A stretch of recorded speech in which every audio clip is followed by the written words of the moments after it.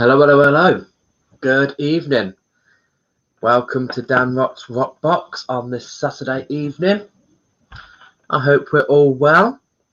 Okay, so tonight on a Saturday night we have our special guest. I have seen him in the waiting room. He's dropped in there, so hoping he's all good. But just before we bring him on, just want to give people time to join us to get together. So if we want to have a little discussion on crystal connections, what's the crystals that we're working with, where we up to for those who are doing their weekly connection, if we just want to discuss them for a few moments. And obviously this young man is going to be our last Saturday night special guest for a while because we're all going back to work.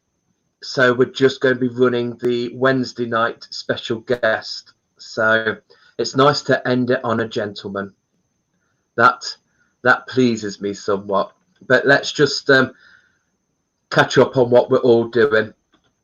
I am super stoked today because as some people know, I make my own moisturizers skincare after doing the workshops with Aroma Wizards with Anne and Georgie.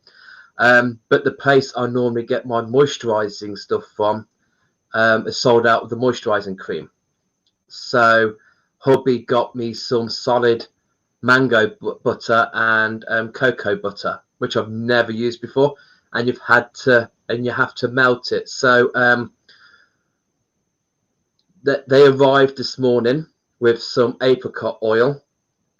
So my first attempt at melting these butters, adding a little bit of aloe vera in it, a little bit of apricot oil, and I am so pleased that this is my first attempt. It's absolutely amazing. And I've added red mandarin, myrtle, and palmarosa. I'm not even really realizing, because the cocoa butter's in there, which is giving it a chocolate smell, with it blending in with palmarosa and mandarin, it's got a kind of chocolate orange. So yeah, I am so impressed that this is set, and it's not solid. It's enough for it to be a moisturizer, so I just rub it in. So I'm well impressed with that. Me being me and being a Piscean, I didn't weigh any of my ingredients. I didn't jot down what I put in it. I just bish bash boshed, mixed it up, put it in the fridge, and there it is. I'm so impressed. I've rubbed it on my hubby. My son is smothered in it. My arms are soaked. So is my face. But I'm so excited. Oh, you only just made it home, Shardy. Bless you. Bless you. Hey, Sandra. Hey, Dawn. Thank you for being here supporting your beautiful husband. Hi, Carolyn and Carolyn. Hey, Belle. Yes, Shardy, absolutely. But if you see anything on Facebook about the Aroma Wizards, what they do, I highly recommend going onto their workshops. I mean, this isn't anything that I can sell. I've got no qualifications in aromatherapy whatsoever. But for me personally, for my personal use, I am chuffed to bits with what I've created. I am just so, because I have joined up to a course. I am doing a Susan Parker where we're just dealing with waxes and butters. And I signed up to that in May. So it's been daunting looking at that, thinking, oh God, put a bit of this, put a bit of that, and melting it and then allowing it to solidify or come together. And I thought it's not going to work, but it did. So They are, Julie. Hello, sweetheart. Aroma Wizards are brilliant. So knowledgeable. It's where I wanted to go. I wanted to stop using supermarket stuff and start making my own. And I've only gone on. I did the one where Molly joins to do the crystal connections with the essential oils, and I did the natural skincare. And just by doing those two, I am doing so many things, so much. So, yeah. It's so exciting when you make your own stuff. Literally, I was a witch. I was in the kitchen, saucepan on the go, a bowl over the saucepan, putting a bit of that, put a bit of that, stir it, whack some more of this in, try a bit of this. I was conjuring a spell, and now I've got something that's I just can't stop sniffing it. So I think we're all here. I think we're all settled. If there is no chats for crystals, that's absolutely fine. We will talk about that on Monday. Don't forget, tomorrow we will be coming on to do a new moon, the full moon altar. It's a communal thing where I'll be there with my boards and crystals, and you guys tell me what you want to put on board to honor the eclipse and the full moon. Okay, so many eclipses going on this month, it's crazy. So I am so happy that to end the last of our Saturday night special guests, it's going to go to an amazing gentleman. Really enjoyed chatting to him the other week. Such a knowledgeable guy, and I thought, yes, this sounds perfect to have on Dan ROX Box.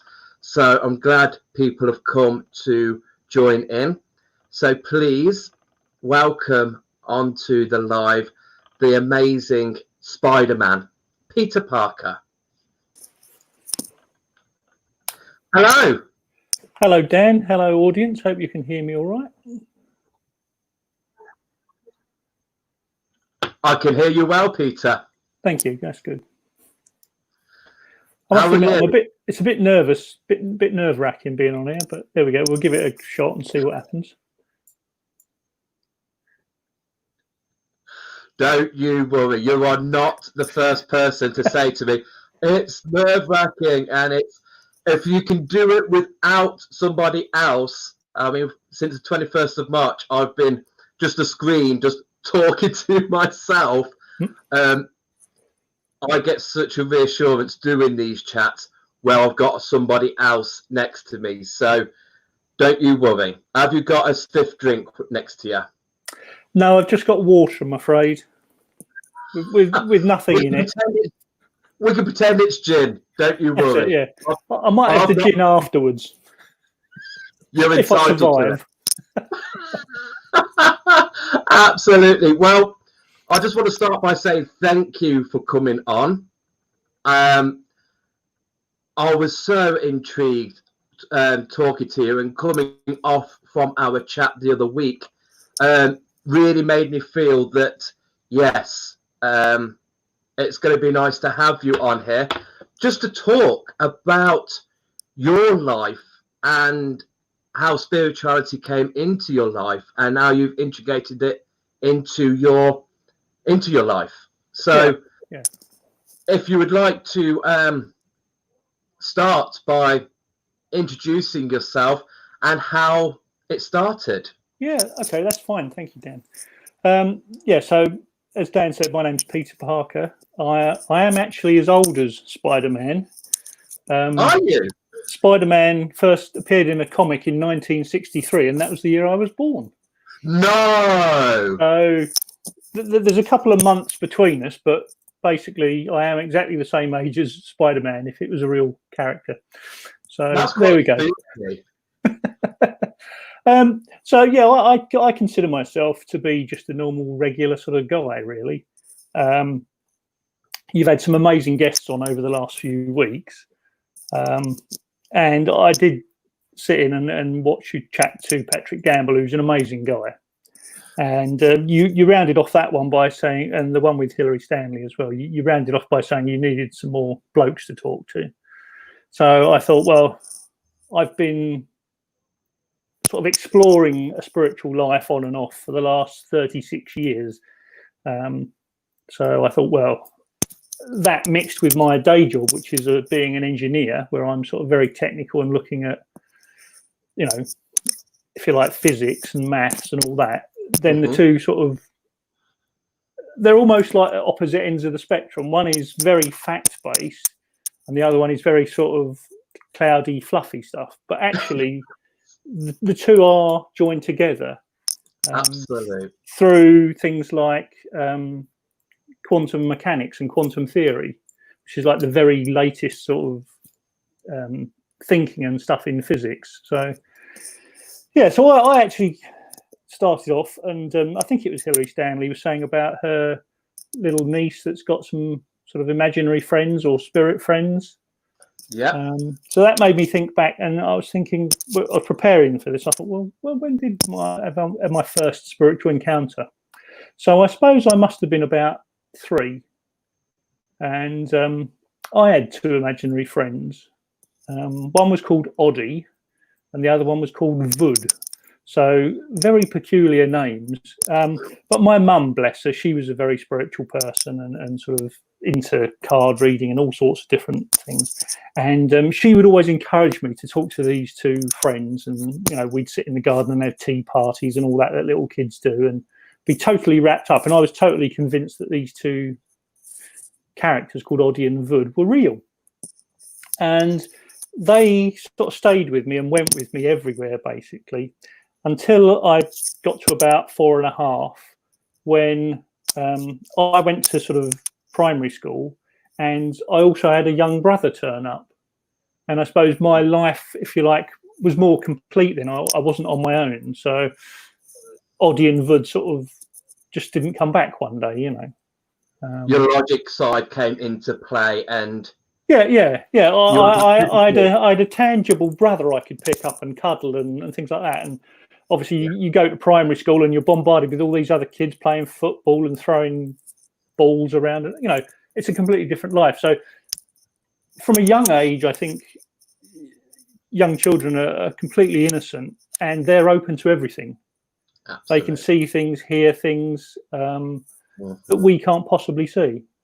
I always remember one of our young kids. We had like one of these child monitors when they were little, and we'd be downstairs, my wife and I, Dawn, and we'd hear like one of the kids upstairs chuckling and laughing their head off, you know, and they were in intense conversation. They're only like 6 months old, say, but they're in intense conversation with somebody. So, you know, they see and hear a lot more than we do, and unfortunately, our life is characterized by school and rules. And as soon as those rules come into play and you get told this is what the behavior you're expected to do and these are the things you're not allowed to do, and don't be silly, there aren't imaginary friends, then we sort of lose our innocence. And in losing that innocence, we lose our abilities.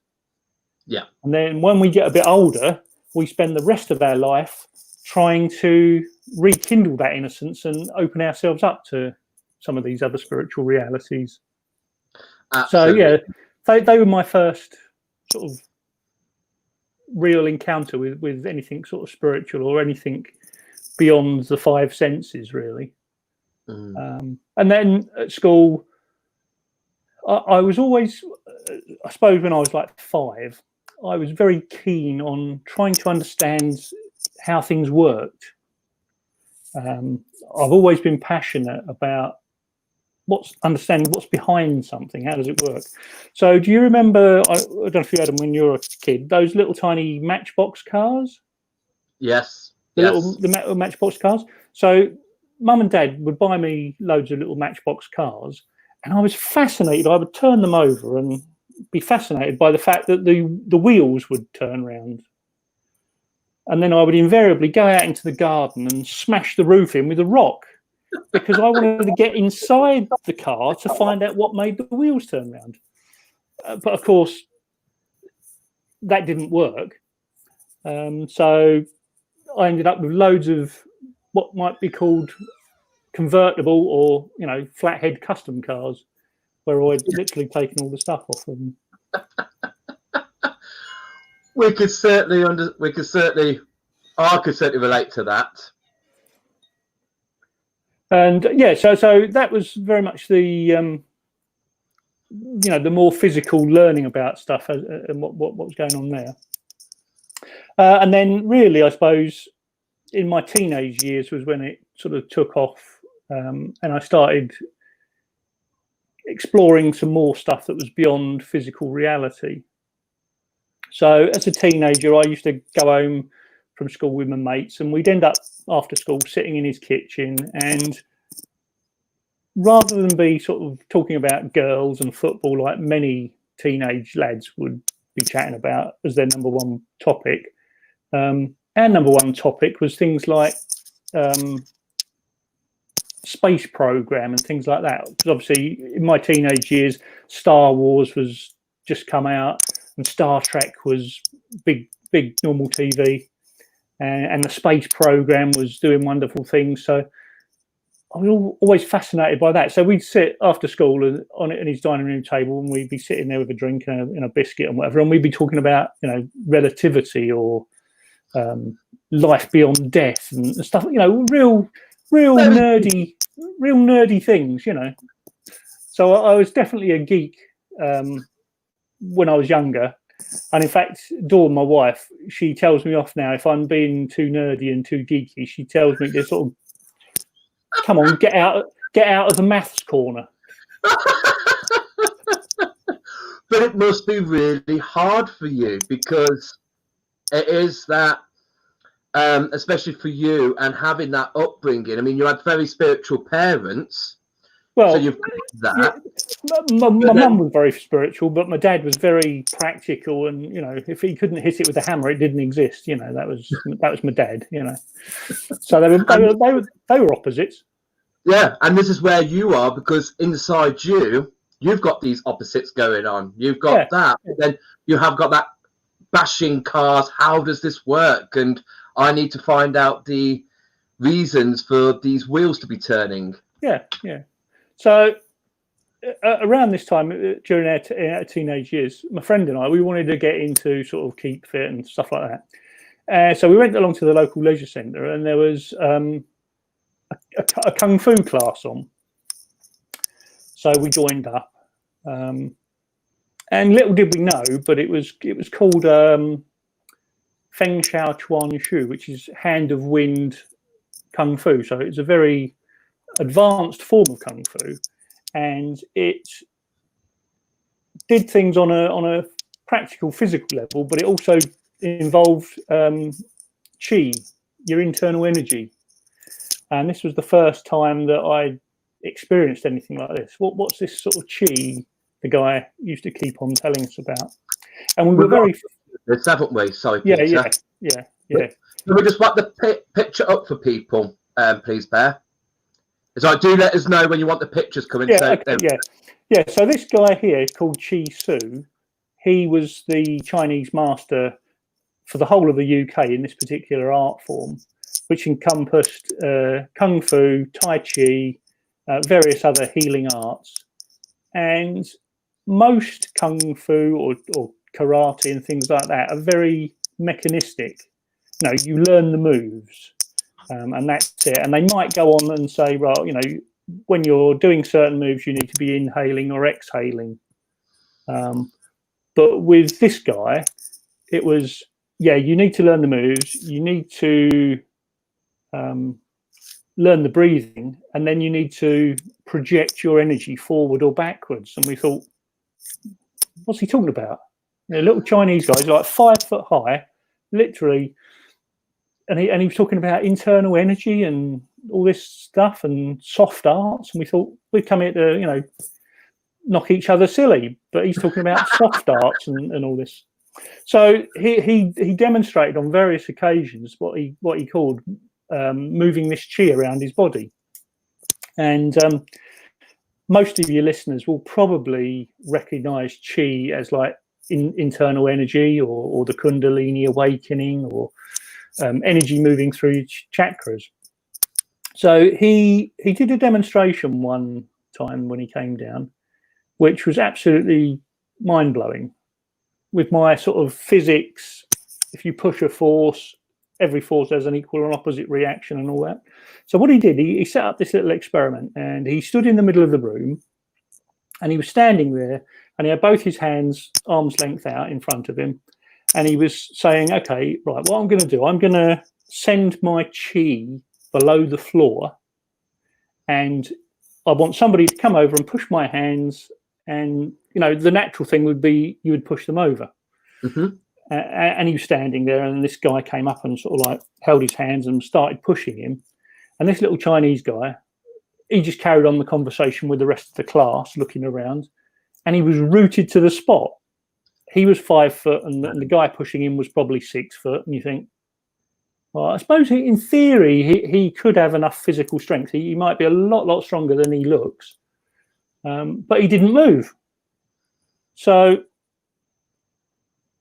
that was interesting. But then he said, all right, I can see some of you are still skeptical. You and you and you and you join in. So it ended up there's like 4 people all in a line. If you can imagine like a bit of a rugby scrum, they're all pushing against him, and he was still standing there. Wow. And he was still rooted to the spot, and he was still talking to the rest of the class. Not even moving back. No, it was rock solid. Absolutely rock solid. And you think, there's something to this, because that shouldn't really happen. That doesn't conform with the laws of physics. No. So he added a few more people, and there was about 10 people all pushing against him, and he was still standing there rooted to the floor. And this is just amazing. How is he doing this? And it ended up, he had everybody in the class, which was probably 26, 27 people, all in a line, all pushing forwards. He was having to concentrate by then, so he wasn't actually talking to us, but he was rooted on the spot. And there's no way a little 5 foot guy can hold back a room full of adolescent and full grown men. So that proved to me that, this internal energy, this chi, was something real. He then did another experiment, and he was going on about, if you really become a master in all this wushu, this kung fu, you'll never actually use it. You'll become so attuned with what's going on and everything around you, you'll never be in a position where you get accosted by, some drunken louts and things like that. Your awareness will go in front of you, and it'll know, and it'll influence where you go. So you'll never actually be in a position where you will get to use it. I'm thinking, this is amazing. How does that work? Yeah. So what he did, he took somebody from the class. I think it was a young girl, and he stood her in the middle of the class, and we all stood in a ring around her, about 10-meter circle, something like that. And he just told her to stand there with her eyes closed, and for the rest of the class just to watch. So what he did, he very quietly walked around the room so that she had no idea where he was standing.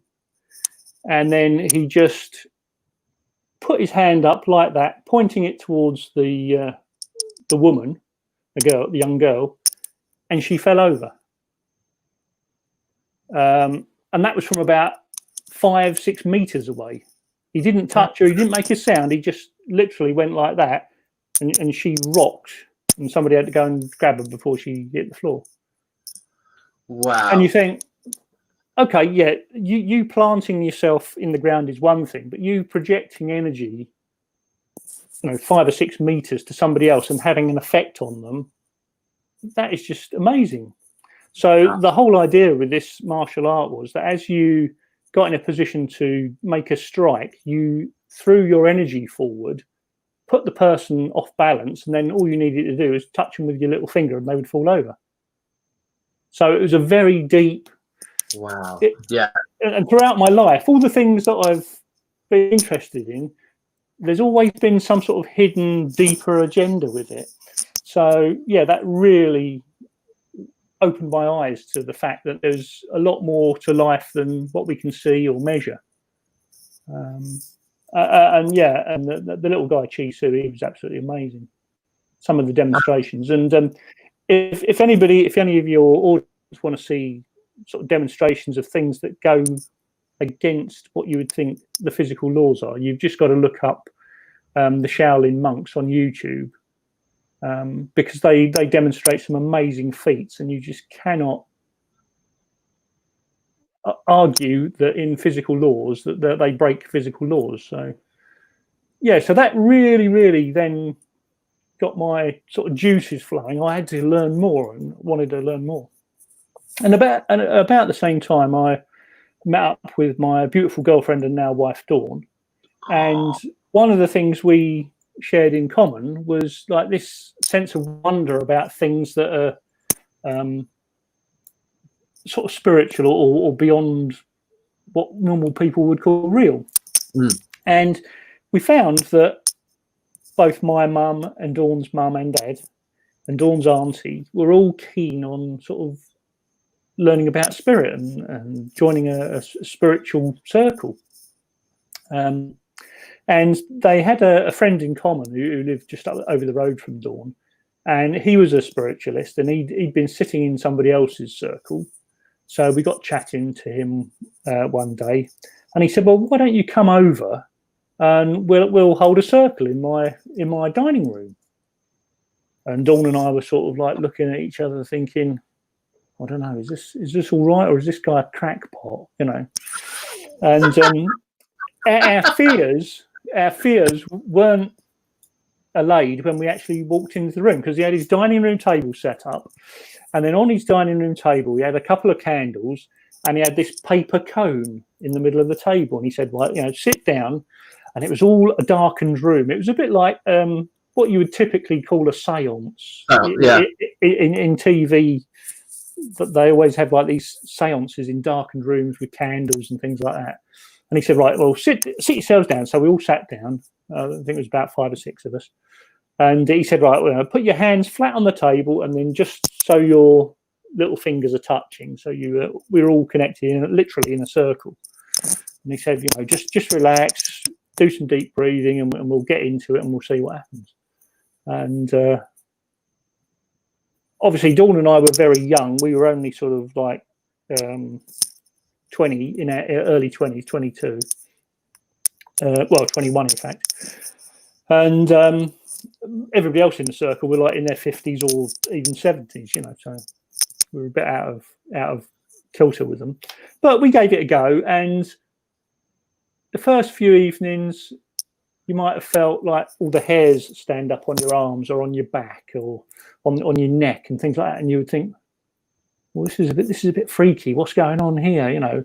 And you might feel a flow of energy from one hand into the other hand, so that there was energy moving around and around the circle through the various people in the circle. Nothing else really happened for weeks and weeks, but the energy would build up, and eventually we would get to a state where we had like we would drift off into meditations, and we'd go off and have visions and things like this. But gradually the power used to build up, and we ended up shaking.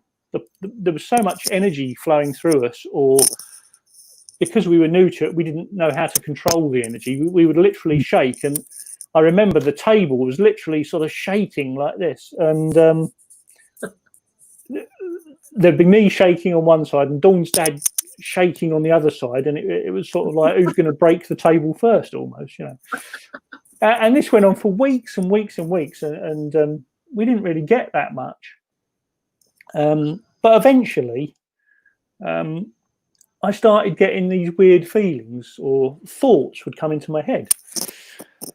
So I was thinking, well, I can't say that. That's just me saying that. And being that logical sort of engineering type person, I don't want to have anything to do with this, because I'm not going to say that. That's just me. I'm making it all up. It's all rubbish. I'm just making it up. And again, every week I would sit down, and very soon I would go deathly cold, and all the hairs on my arms and my back and my neck would stand on end. and I would get deeper and deeper into these meditations, and they became very, very real. The images I was seeing were very real, and typically they would be the classic images of China, with the sort of like the Sugarloaf Mountains and the rivers, and perhaps a little Chinese man on a boat with a cormorant doing fishing. Stereotypical Chinese, but they were the figures that were coming into my head, and I thought, this is it seemed so real. It was more real than television. It was like I was actually there, and that went on for a few weeks as well. Again, with these thoughts in the back of my head, you've got to say this, you've got to say this, you've got to say this.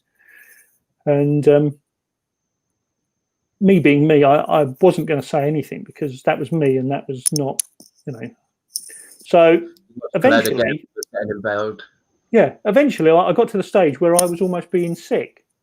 My throat was sort of so bad where they wanted to get me to say stuff. And I'm not blimmin' saying that, I'm having this mental conversation with myself. Oh, I can't say that. That's just me, So to get over this impasse, after we'd been sitting for about 6 months, they took me out of the equation. So how did they do that? I was sitting there, I was relaxed, very, very deep meditation. And then it was almost like, rather than sitting here, I got up and sat beside myself. It was the weirdest feeling. So I was like, my consciousness was sitting beside myself, but my physical body was still there.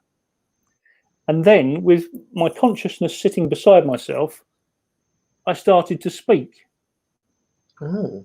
And what came out wasn't English.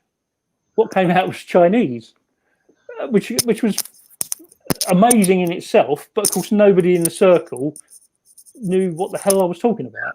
No one spoke Chinese. But no, and when I sort of came back, people were saying, you're right, maybe that was amazing. Sort of like, well, what happened? What just happened? I've just been sitting there, relaxing, had some deep meditations. So that was the start of me becoming a trance medium at the tender age of 22. The first circle we'd ever sat in, we'd been sitting there 6 months, and all of a sudden I was literally moving aside to let some other spirit come in and talk through me, which was amazing. And that is a trance medium. That is. Yeah. I was completely out of my consciousness, was completely out of my body, and I had no idea what was going on or what I was going to say. Wow. And eventually the rest of the people in the circle did sort of ask questions of him and say, can you talk in English? So 2 or 3 weeks later, or it might have been the following week, he actually spoke in English. And I've got written down here somewhere the very first things that he said. Where is it? Yeah, so the very first week he said, you have all got a lot to learn. Are you not interested?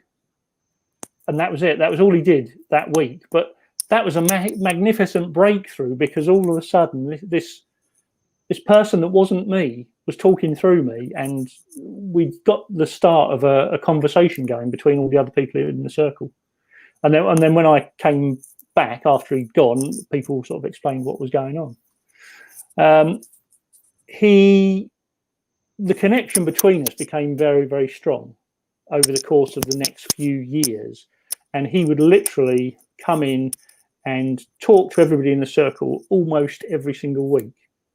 Wow. And Dawn, being very studious, she recorded all these things and wrote all the transcripts up. So we've got lever arch files of the talkings of this guy that came through me. Good. And good. He called himself something unpronounceable, but then he shortened it to Li Chuan, That's what he called himself. And I was thinking when I was looking up, having a chat with you the other day about coming on, and I thought, well, what does Li Chuan actually mean? So I looked it up, and Li means power or universe, and Chuan means to pass through. So this was the power of the universe passing through me. That was his name. And I've literally only found out that's what his name meant like 2 weeks ago. So amazing. So I've been taken out of the loop. Yeah. And this spirit called Li Chuan was talking through me. Yeah, and while because of your physical self was so logical and was putting that dam up, that blockage. Yeah. It was just sort of like, right, you need to move away. Yeah. The only the only way I was going to let them work through me was if you could take me out the loop, which would then prove to me that it wasn't me. Yeah. Because being logical, and being a guy, I mean, women are much more receptive and intuitive than us guys tend to be. So yeah, the only way that was going to work was if they took me out of the loop. So that's what they did, and very successful it was too. And it got to the stage every week where he would open up and he would talk about some subject, be it, I don't know, time or some big concept, but he would also ask everybody in the circle individually if they had any questions, or I think one week Dawn's dad asked could he have some healing for a dodgy knee that he had.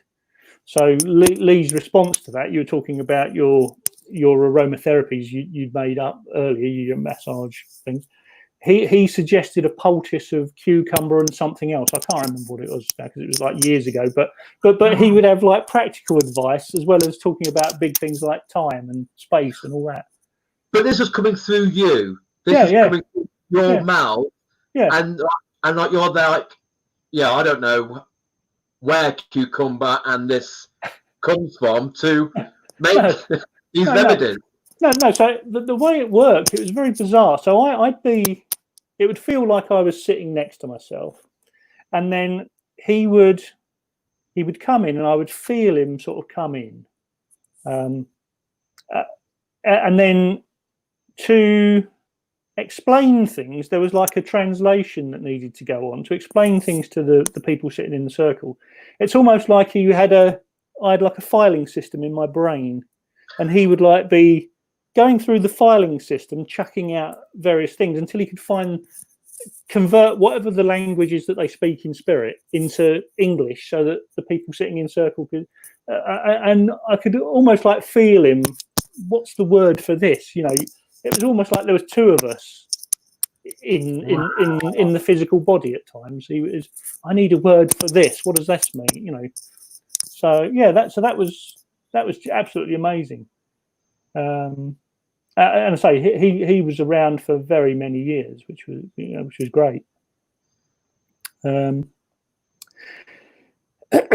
then we sat in various other circles, and at this time we also had a few big life issues going on, because I don't know about your audience, but we've found certainly that during life you have some highs where you get fantastic spiritual stuff, and then you get some real lows where it's almost like spirit doesn't exist and the practical world has to take over. So there was a period to that, and I think anybody who's on this path experiences those lows. Absolutely. Life just ebbs and flows. It's like the sea coming in at the beach or going out. It's the time. Everything ebbs and flows. So you can be on a real high spiritually, and then 6 months later it can all go again. But you shouldn't ever get disheartened, because as quickly as it goes, it'll come back again. So So we had a period then where life changed for us. Dawn and I got married. Unfortunately, Dawn's mum and dad passed. We had our children, and there was a lot going on in the life practically. My work, I'd sort of changed jobs, and I was sort of getting promoted, and all that mundane day-to-day stuff that you have to do to put bread on the table, that was getting in the way. So then we were fortunate enough to meet up with a guy called David Stride. And this is when we were living back in Kent. And he took sitting in circle and spiritual development to another level completely. He was a very good guy. He used to work up in London in the printing industry when London was Fleet Street and the newspapers were the real big people up there. So he wouldn't get home till about 7 o'clock at night. But 3 nights a week, he would open up his house to hold circles. So like Tuesday, Wednesday and Thursday evenings, he would have 2 circles running simultaneously in his house together. So he was actually effectively running 6 circles a week out of his house. He was an amazing guy, very dedicated to all things spiritual. And he had some lovely people that we met and were fortunate enough to sit in circle with. I think I sat in one circle and Dawn sat in another circle. And the guy I sat in circle with was a guy called Dougie. And you would absolutely love him. He was a crystal healing sort of genius, really. He used to walk around and he'd come armed with this sort of wooden box with all these little tiny drawers in it, and he'd have crystals in it all over the place. And he would, like, lay people out on a healing bed, and he'd put crystals up and down their chakras and over their vital organs and stuff. And he, oh, that's it, you're done. We're thinking, wow, this is amazing. Yeah. Healing through crystals, how does that work? And just the laying on of hands healing as well. So this guy, I say, he ran 6 circles a week, two a night, 3 nights a week, and then on the Sunday morning he had open house. So his house was a bungalow. It had a fair-sized lounge, but you would have 3 healing beds set up in his lounge, and then anybody could turn up between 10 and 12 and have healing. Wow. So again, Dawn and I, we used to go along for healing, and then we thought, well, this is really interesting. Perhaps we could have a go at healing. So we did the healing course. There was a healing course which he was running through the HPAI, the Healer Practitioner Association International. And so Dawn and I both got our healing badges, and I think I got mine in 1993. So I've been doing healing since then, really. So I was 10. Just to give me a timeline thing, 1993. I was 10. Yeah. So yeah, I sort of got my. Not that the badge means anything; it's the process of what you're doing. But really, it comes back down to the appreciating the flow of energy in your body and appreciating the flow of energy in other people's bodies. Yeah. Absolutely. So it all comes back down to chi, which is the internal energy, and li is, like, say, this universal energy, and tapping into it and allowing that energy to flow. Whether it's spiritual healing, Reiki healing, vibrational healing, there is only energy in the universe. It's all vibrating at different frequencies, and whether anybody wants to call it I don't know, orange topaz healing or violet flame healing or Reiki, it's all fundamentally the manipulation of this energy or promoting the healing energies within the person that you're trying to give healing to. Yeah. But I became quite good at healing. I used to be able to tell as soon as people came through the door what their problem was. Oh, you've got a dodgy knee, or your kidneys aren't working properly, just by looking at people. But unfortunately, when we moved down to Devon, that all sort of quietened down for quite a few years, really. And it's only recently I've got back into healing. So, but yeah, so that was the start, really. The whole point of moving from Devon down to here was very, very bizarre in the way that came about as well. So back in 1995, Dawn and I contacted or were contacted by a group called the World Peace Movement. It was called then, and it was being headed up and run by a Japanese Shingon Buddhist monk. Oh wow! So the guy was called Orlam Koga, and I think I've sent a picture through of him. There's a picture of Dawn and I at a workshop he did in 1995. You will find that group photo. Biggles will be on the case of that. So yeah, I included this just to embarrass myself and my wife, really. I think more so your wife by the picture, because she's more in the picture. I'm just hiding behind her. Yeah. So I'm the shortish guy to the right of the Japanese monk, and obviously Dawn's sitting in front of me. Yeah, so we went along to this workshop, and it was absolutely great. Shingon means hidden, so it's a Japanese hidden or esoteric form of Buddhism. So again, little did I know the martial art I did had a deeper spiritual meaning, and this guy, his form of Buddhism was very deep and very spiritual as well. Wow. And he gave a workshop at my mum's church because by this time my mum was sort of the president of the local spiritualist church, and he came to sort of like do an opening ceremony for the church, and he did this workshop. So as part of this workshop, we hosted him for the evening before we went across to the church, and he gave the workshop. So he went round the house whistling and clapping and doing all these various sort of Japanese initiations and various mudras, hand signals and things like that, and doing all these different attunements that you would have for like Reiki. And he went around and purified the house, and he said, "Oh, you two, you've got a karmic marriage. You know, there's a lot, you know, you two are absolutely the right people for each other." Oh. And he said, "Oh, and by the way, I've done this clearing of the house, and what this will do, this will bring real positive changes into your life." So we thought, oh, yeah, that'd be good. So nice. This was on the 25th of January, I think it was, 1995. We had him round to do this workshop.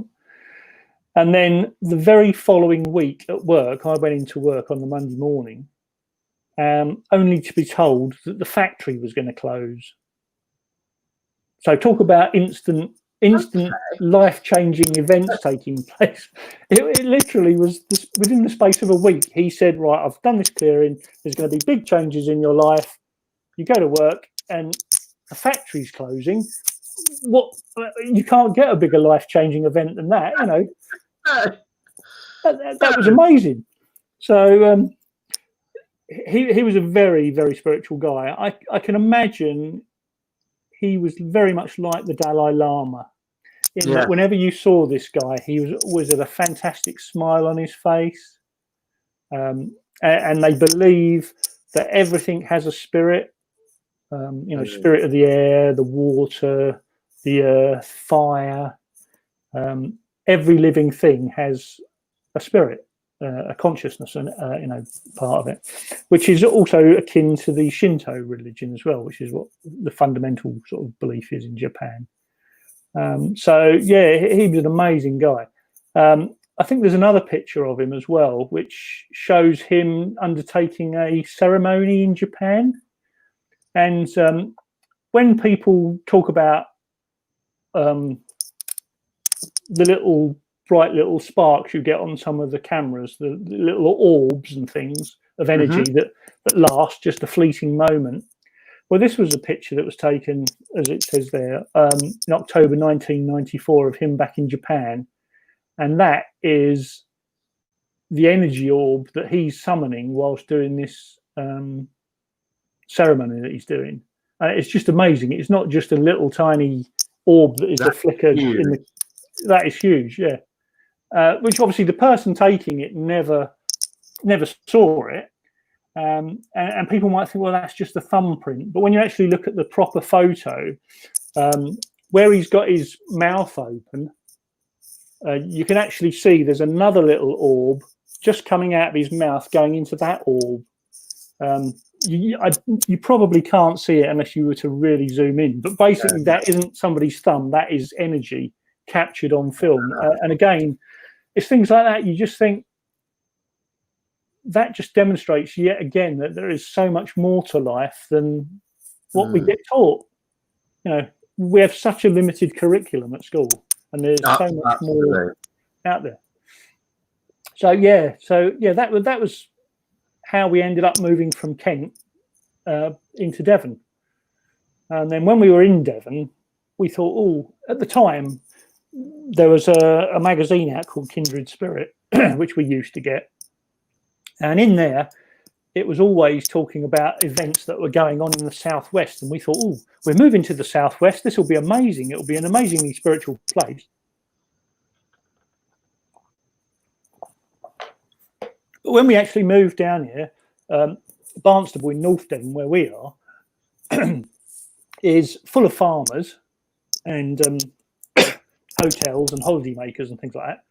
And we were a little bit disappointed that it wasn't as spiritual as, say, we were expecting something like Glastonbury, you know, and it was completely, you know, tractors, farming and tourists. Where's all the spiritual stuff? There didn't seem to be any.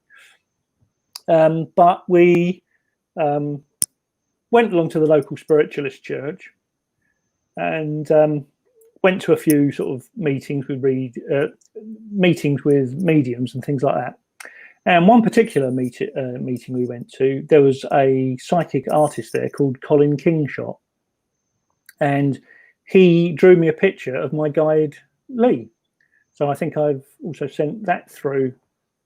I think there's two different pictures. One was drawn in 1993 by one of the people sitting in our circle, and the other one was this one by Colin Kingshot. So yeah, that was the one from 1993, and that's what somebody. We were in this circle with David Strides, and we were talking about various things, and she just was scribbling away on a sheet of paper and handed me this, and she said, "This is one of your guides." And then in 1997, as I say, we went to the local spiritualist, Barnstable Christian Spiritualist Church, and Colin Kingshot drew this picture of him, and very a likeness there.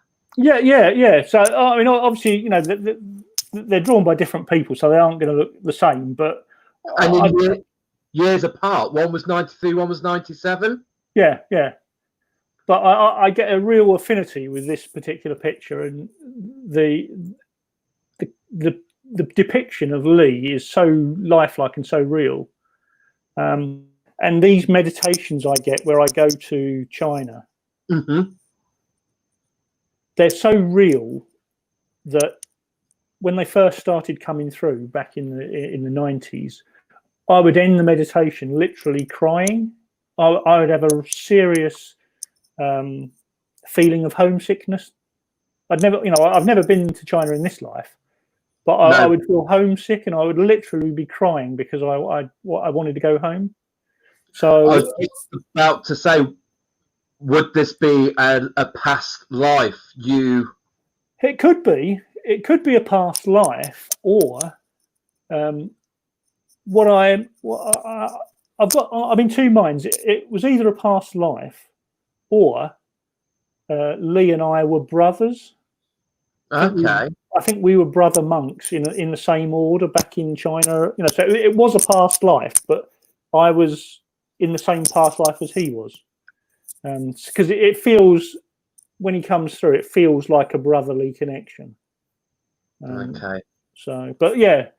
So again, obviously the guy that drew this up, he never even knew I sat in circle, let alone that I had a Chinese guide. So for him to draw this and give it to me was just, again, fantastic confirmation. You know. Mm-hmm. Absolutely. I mean, spirit is working away, or you know. All these unseen forces, they're working away 24/7. Whether you recognize it or not, you know, doesn't really matter. There's things going on. There's connections being made, and it's just amazing. I think what Absolutely. you have to do, you have to open yourself up to expect the unexpected, and everything, whether it's a little sign that, you might pull a card every morning and it might tell you, oh, today's a day to be happy or whatever, or today's a day to be prosperous, or whatever you do, whether you do cards, whether you do pendulums, whatever, they're all ways for your higher self or the spiritual world to sort of try and influence you. And it's very easy to ignore them or not even pick up on those cues, really. So Absolutely. Having been doing this for the last 36 years, even somebody who's practical and as technical as me, you do end up looking for signs and portents everywhere. Yeah, so yeah, the other thing was when we came down here, obviously we went to the local church, and the local church at the time was being run by a very traditional old spiritualist lady. And Dawn and I said, well, we're healers. Can we volunteer? We'd love to come and, give healing to people and all that. And I got very short thrift from her. She was very traditional, very old. And she told me in no uncertain terms that I was way too young to be a healer, and sort of come back in 20 years, when you know what you're talking about. So needless to say, we didn't go to church for, well, it wasn't 20 years, but it was almost 20 years we didn't go back. So yeah, that was that. I would like to have a discussion with somebody who runs a spiritualist church, because funny enough, I had a conversation last week with a similar couple, and they had the similar experience. And I would like to have a conversation with somebody just to be like, what part of a spiritualist church is spiritualist? Because I don't see, I don't know who we've got on board watching, and I really don't want to offend anybody, but spiritualist churches don't impress me that much. Okay. So interestingly, I can talk with a little bit of authority on this, because Dawn and I did go back to join the Barnstable Christian Spiritualist Church, and I ended up becoming the vice president. I don't mean to offend. No. So we went along open-minded, and bearing in mind we were like probably 25 years younger than most of the people that were on the committee. But the thing is, all these organisations, or any religious organisation, it needs to change and adapt with the times. They're all stuck in the past. So yeah, we went in there and we wanted to, try and encourage new people to come through the doors. And typically the spiritualist churches around here, I can't talk for anywhere else, but around here they'll have, like, on a Saturday night they'll have some mediums, they'll have demonstrations of mediumship and things like that, and then another night on the Sunday they'll have like their divine service, and they might sing it, because the church we went to was a Christian church. Christian spiritualist church, so they would have like a divine Sunday service, and they'd have hymns and readings out of a book and inspirational messages given from spirit, and then they'd have mediums, and they'd also have hymns as well, and a good old sing along on it. So it was a very traditional sort of church service, but with a spiritual element to it. But again, a lot of the churches, their congregation are getting on in years, and they don't seem that enamoured about making changes to encourage young people. This is the conversation I had last week with a lovely couple, is how they don't like the change. And like the hymns, I mean, for me, I don't see myself as a spiritualist as a religion. No. So there's a distinction between being a spiritualist and being spiritual. So spiritualists and spiritualism is all about the belief in an afterlife. that our soul on death leaves the physical body and goes off to some other realm. And spiritualists believe that they can, through a medium, communicate with Uncle Sam or your mum or your auntie or your next door neighbour twice removed from 20 years ago. Or you may even get somebody come through that you don't recognise, and when you look it up after the medium tells you all the details, you might find out it's your long lost great granddad on your mother's side. So to me, that is spiritualist. That is spiritualism. Talking to the entities of people that have lived and died and moved on. Spirituality is a much broader term that encompasses everything that is beyond the five senses, really. That is walking in nature and walking through a woods and feeling the spirits around you, feeling that they're, you've probably all done it, walk through the woods, and if you walk quietly and you expand your aura and you become very relaxed, you become sort of almost transparent to the forest, and you can feel that there might be sprites or nature spirits or pixies or elves or fairies just looking around the trees at you and things like that, or you might catch things in the corner of your eyes. That's my church. Being spiritual is far more than spiritualist, which is basically a form of religion. And I think all religions are fine, except the fundamental tenets of a religion are that you listen to somebody standing up in front of you, and they tell you the way to connect to God, and they tell you the rules, and you have to do what they tell you, basically, whether it's a priest or a vicar or even the mediums are slightly different. They just relay messages, but religions are all about that.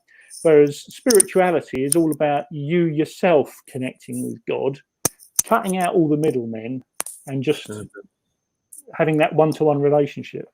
And that is amazing. Yeah, we could have a huge debate about this, because for me, and I mean, I'm only talking about the one in Exeter. Again, they were talking about bringing in change. They wanted some talks, and I said, I wouldn't mind, going there, and I could do a talk about crystals. And, oh, no, we can't talk about crystals here. And I was like, get off.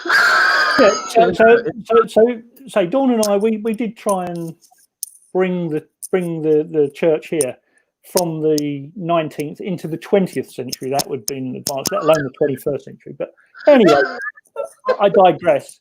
We ended up leaving the church because all those people that couldn't see that we were trying to be positive, they thought we were trying to take over the church, and we thought, well, we're not going to entertain any of this mumbo jumbo, because what I've found personally with religion and a lot of the churches is that, like all things, whether it's it's a football club or it's a church or whatever, petty politics get in the way, and you always get like, they said this, you said that, all of that. You don't want any of that.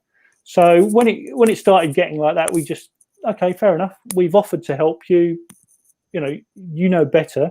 Then carry on. As you are. Yeah. So that was that, really. So since then we've been sort of sitting in circle, and we've got a regular group here that we sit with, and they're an amazing bunch of people. And I think it's really important when you sit in circle that it takes a while for everybody to gel. Yeah. Everybody to sort of get to know each other and just become comfortable with each other. As I think I mentioned in our sort of pre-chat, I'm surprised that you and Adam don't sit in circle, but I know. I would so love to, and I think that was my kind of like idea of going into Exeter Spiritualist Church okay, we're not spiritualists, and the thought of me standing up and singing a hymn, I would pray the bolt of lightning would come and strike me, because that's not my, I'm a Methodist, and if I wanted to sing a hymn, I'd go to a Methodist church and sing a hymn. I'd want to go to a spiritualist church and get my rocks out. Yeah. But we might have to. We might. Yeah. So we've got a little centre, and once people are up and physical, I'd like to meet and start a little circle off. Yeah. It's a very good way, because what we found, I mean, we sit in circle, and we sort of effectively run this circle with a dear friend called Phil. He's like the old master, and I'm like the young apprentice, really. But we're open for anybody to experience whatever. You start off just in meditation, really, and you see where that takes you. Sometimes there might be messages from people that want to come through, and somebody might write a message down, or somebody might want to speak. So I've moved on from being like a trance medium per se, and I would say that basically what I do now is channeling. And as I've gone through my spiritual evolution, to me, this is only my personal view, but there's a bit of an evolution to being spiritual. Mm-hmm. First of all, you question everything, as scientists do. They question things, but then with the spiritual half of my head, I question. There's things happening. Your imagination runs riot, and then you end up sort of sitting in circle or going to a spiritualist church, and you get proof that life does continue after this physical life. And that's like stage one, having that proof. And there's many a person that goes to a spiritualist church that never really gets past stage one. All they want to do is find out how Auntie Mary's doing, or where did I put the keys to the car, and that's all they're interested in. And that's fair enough. Hallelujah. I'm not knocking that, but that's, they've got the proof that life exists. There is another step you could take. Yeah. So the next step really is to sit in circle and start feeling some of these energies, or feeling these spirits coming into you. I mean, when we were sitting in circle with David Stride, I had probably 4 or 5 different guides that would come through on a sort of semi-regular basis. There was the Lee, the Chinese guide. There was a Native American sort of Indian shaman shape-shifting guide. He was quite interesting, because he would come through as a Native American Indian, but then he would shape-shift into like a bald eagle or a bear or a wolf. So you're sitting there, and all of a sudden it would feel like I was like a wolf looking out of my eyes. It was amazing. That is real. And then I've got a Japanese samurai. He's my like doorkeeper. So if anything's going on and the energies, I'm not feeling it should be quite right, then all of a sudden I get overshadowed by this samurai in black bamboo lacquered armor, and he's very sort of powerful and imposing, and nobody messes with the samurai. No, the whole feeling inside me, the energy changes. It's like, I've put on this armor and nothing's getting through that shouldn't be there. So you go through life and you sort of, all these guides, they're amazing. And again, you can sort of stay at that level, or you can sort of, okay, I appreciate these guides, let's move on. What's the next stage? And for me, the next stage was getting in touch with angels. So we were very fortunate. A lovely lady called Jane Fishlock. I don't know whether she's been on your show. Not yet, no. No, she'd definitely be worth getting on. She's really into angels, and she did a workshop at our local spiritualist church. And Dawn was I'm going to go and see that. It's all about angels. That'd be good. And I was thinking, angels? That old rubbish that is, isn't it? But then, like, this was on the Saturday morning. This was going to be on, or Saturday during the day. And Friday night, I thought, I don't know, perhaps I should go along. It might be interesting. I'm sort of poo-hooing it before we even start. I should give it a chance. I should be open-minded. So, yeah, I went along, and it was absolutely amazing. I had the most sublime meditation I think I've ever had. And and the feel and the power of the angels were flowing through everybody there. It was just absolutely amazing. Right. So since that time, I've had a very, very close affinity with Archangel Metatron. So Archangel Metatron is what's known as the recording angel. So he's supposed to be the angel that sits at the right-hand side of God, and he records everybody's deeds, good and bad. You know, he's like the scribe that effectively, part of his job, if you like, is to write your element of the Akashic record. Sorry. But you know what I mean? And you think, wow, you know, but the sensation and feelings that they're just absolutely amazing. You know, one of the problems with all this spiritual stuff, as many of your guests will have previously pointed out, it is very personal, and it doesn't matter how fantastic I try and describe it to you and the audience, they'll never be able to experience what I experienced, you know. No, because they'll experience on a different level. Yeah, and that's where having a spiritual life and getting into all this stuff is so much better than in a church, you know, because it is all down to you and what you experience. So yeah, that was absolutely sublime. So and then I got interested in, well, you know, if he's the recording angel, he's like, my logical mind comes back into it. Well, surely I can ask him anything if he's the recording angel. He's, if you like, he's the caretaker of the Akashic record, and that's a whole nother element you can go into and tap into everything in the universe and get questions. So yeah, so now when I'm doing healing, I like calling Archangel Metatron, and if I've got anything that is really an in-depth thing for me, then I'll sort of talk to Archangel Metatron, and that in itself is amazing. Absolutely. So yeah, there's a lot to it. I mean, we could literally talk about loads of stuff. You know, there's we can, but this is what I want to do when we're out in the open and we can mass where we run our workshops in the centre. I would like to get all the guests to come back and to do an evening face-to-face discussion, which would be a lot nicer, and you know, people might relate to that better. Oh yeah. So yeah,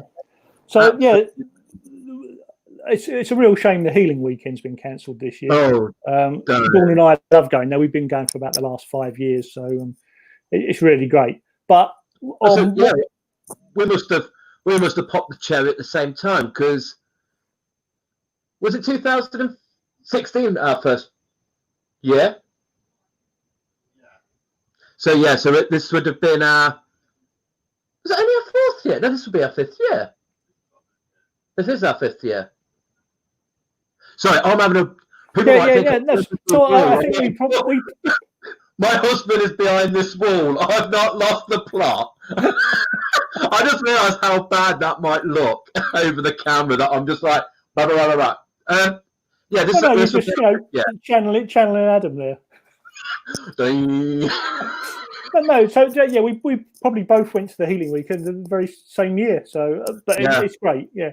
So obviously, one of the great things that goes to the healing weekend is one of your previous guests, Patrick Gamble. He's an amazing guy, and Dawn and I were fortunate. We had readings with him. He was doing the Awakening Festival, which was like a North Devon thing that I think you may have come to one year. Nowhere near as good as the healing weekend. So yeah, we plumped up and went and had a reading with him this one year, and he sits down and he's really good. He'll sit there and he'll be talking to you, and he's like sketching away with his like crayons and chalks or whatever it happens to be, or paint.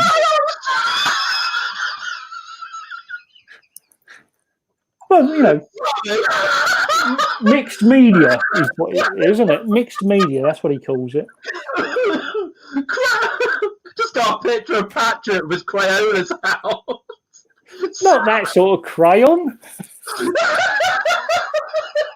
Art materials, dear boy, art materials. Sorry, that just tickled me. Yeah, he does. And he does some amazing things, you know. So I was sitting there, and you know, he was telling me about different things, and you know, spiritual growth and all that for me. And he drew or painted a absolutely fantastic picture, which I think again you've got a picture of. We certainly have. And this is my own little Patrick Gamble unique piece. So to me, this represents another aspect of my higher self. Yeah. So I was talking about, you sort of have this evolution of the survival of life after death. Then you move on and you have guides, and then you can move on and perhaps not necessarily have guides, but you have a connection with your higher self. Mm-hmm. So to me, this represents another aspect of me. And the other aspect that comes into all this is about time and dimensions. So I believe that we are living multiple lives simultaneously. So there's a Dan ROX, there's a Dan and Adam here on Earth now, but there's also another part of yourselves that is probably living on another planet in a galaxy far, far away. And you might also be living, you know, in another corner of the universe, in some other life form that is non-human at all. And all of these bits are living simultaneously. And each one of us, we only see a little tiny bit of the picture, like we do on the screen at the moment. So there's me here, and there's you, but somewhere it all gets put together, and there's like some higher level consciousness that still has individuality, and that is your highest self. So this to me represents one of those other lives that's going on. Beautiful. And when Patrick sort of finished it, the lady that sort of deals with all his admin and whatever, she said it was a fantastic picture, and the light and the feeling that comes off of it just makes me smile every time I look at it. He's such an amazing guy. He's incredible. Absolutely incredible. I have all the time in the world for Patrick. An incredible. Yeah, and he's just such a nice guy to talk to and chat with, isn't he? You know, he's amazing. He's so down to earth, so easygoing, just a gentleman. Yeah, you know. Yeah. But, you know, again, similar energy to you though, Peter. You're very down to earth, very easygoing. I mean, even though you've been doing this for 36 years, there's no airs and graces about you. There's no ego. There's not, I've been doing this for so long, blah, blah, blah. You are just an amazing guy. That's it. Yeah, you know, I consider myself to be like the sorcerer's apprentice. I'm still the apprentice after 36 years, you know. Oh, absolutely, because we never stop learning. We never stop growing. We, you know, like you say, we move on. And this is one of the aspects, your higher self. And yeah. And then obviously beyond your higher self, if you like, we're there's a consciousness that is in us now, and we've got a limited perspective of that consciousness. We can only go so far. We can only understand certain concepts. But at the level of our higher self, we would understand the connected nature of all things. And then beyond the higher self, we would reach a level where the I doesn't exist anymore. It wouldn't be my higher self. It would just be part of the collective consciousness of God. Yes. You know, yeah. The divine gateway, kind of. That's it, yeah. And when you know, I'm fortunate to have had some amazing meditations, and you get glimpses into such fantastic feelings of unconditional love and light. You know, really the glory of God, without putting a name on it, but it's just so far beyond our everyday lives. I can't possibly explain it to people, But to grasp those moments are literally life-changing. Everything you've ever known and experienced gets put into perspective when you have like a moment like that. So, I would encourage everybody that's watching and everybody that's on a spiritual pathway to just keep on practicing. Some days you won't get anything, other days you will just have sublime moments of pure joy. Absolutely. And for those, especially who have gone through the weeks that we've been doing this, we've been doing crystal connections at the beginning. Yeah. And it's been fascinating on what crystals they've been carrying, whether that connection's come through quick or sometimes even through the week, they've got nothing. And it might just be that crystal needs more time, or it's not the right time or place for that. So, So absolutely. Picking up on that point, the other thing, because I've still got my sort of like technical side of my brain ticking away as well, I've had some really interesting revelations or conversations with inanimate objects, like trees or crystals or whatever. So if I just explain a little bit about that, it might be of interest to your guests, to your audience. So, when flies are buzzing around your room, they're buzzing around so quickly. They have a very high very short, very high frequency life expectancy. Their consciousness is working on a way different level to us. So everything in the universe is energy. You can't destroy energy. You can only change it from one form to another. That's one of the laws that we currently have in our arsenal of physics. You can't destroy energy. You can't create it. You can just change its form. So on the one hand, you get a fly and it's buzzing around really, really quick and they're really annoying and everybody wants to swat a fly. But to the fly's perspective, we're huge, great, lumbering, slow things, so that as we go and try and move and come in on the fly to swat it, to the fly's perspective, we are really slow and really, and it can easily move out of the way, unless you have a tea towel. But but you know what I mean? So from our perspective, flies are just buzzing around and really, really quick. From their perspective, we are really slow, lumbering beasts. So we're just operating on different frequencies. Our whole consciousness is operating on a different frequency. So that got me thinking, and obviously, people say they talk to trees and things like that. So I've been in like the woods, and you can feel the energy of a tree, or feel the energy of a crystal. Holding it in your hands, you can feel that energy, that sort of throbbing of energy. So to a tree, they live for hundreds, if not thousands of years, some of these trees. So the speed of their consciousness is different to our consciousness. So as I mentioned earlier, in some photography things, you can get like these orbs that flash across the screen, and they are literally just across the screen and they're gone. And people say, well, that's spirit. Well, yeah, that's spirit operating at such a high frequency. To us, it's just a quick flash, but to them, in that flash, they might have had a whole life of experience. You know what I mean? They're the few times we can interact with something working at a different frequency. So the idea is that with trees, they live hundreds, thousands of years. So from a tree's consciousness, we would just be like an orb. If we were standing in front of a tree for 70 years, we'd be just sort of like the fly, it'd be gone. Yeah. The tree wouldn't be able to necessarily, the consciousness of the tree, not the energy of the tree, the two I consider to be different. So the consciousness of the tree would struggle to be able to focus on something that is gone in the blink of an eye, to the tree's point of view, which is our life.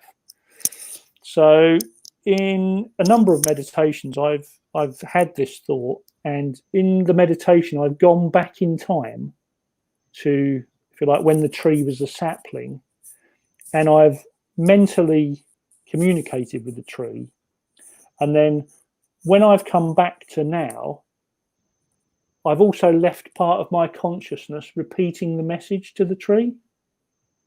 Okay. So although I'm back in that meditation, part of my consciousness is talking to that tree and talking to that tree constantly for 100 years. Then that tree will be able to communicate with you because you're on the same frequency in terms of the speed and duration of your consciousness, so you can talk to them. And I've also done the same thing with crystals as well. So one of the interesting things that is backed up by the science and the physics is that all things are connected. So crystals, if you had like 2 bits of quartz or whatever, through things like quantum theory, those bits of quartz are actually communicating with each other. They are connected. So what one piece of quartz experiences, the other piece of quartz will experience. So it doesn't matter whether you've got a little tiny piece or a big piece of quartz or whatever the crystal happens to be. When you communicate with it, when you get in touch with its consciousness, that is the consciousness behind quartz, wherever it happens to be in the universe. So you can talk to quartz about things that are, or whatever the crystal happens to be, about things wherever that crystal exists. It's got all the information in it, which takes us into another whole area of stuff, which is the holographic universe, which is another concept, and that's all about everything contains the blueprint for everything else. So, like for instance, our DNA, people say, well, that little tiny strand of stuff in a cell is enough to create a clone of us. Well, with quantum mechanics, the idea is that everything is connected all the way back to the Big Bang. You can't destroy or create energy. So all that energy that came out of the Big Bang, we're all part of it. And scientists have done experiments whereby they had 2 diamonds. So they got these 2 diamonds. They set them up in an experiment miles and miles apart. And what they did, they had atomic clocks set up, which were absolutely in sync down to like the milliseconds, microseconds, picoseconds, millions of a fraction of a second. And then what they did, they put one of these crystals in a source of microwaves and excited the crystal, and lo and behold, the other crystal vibrated exactly the same rate, and they were like miles and miles apart. And scientists have done this, and they've proven that this exists. And this relies on a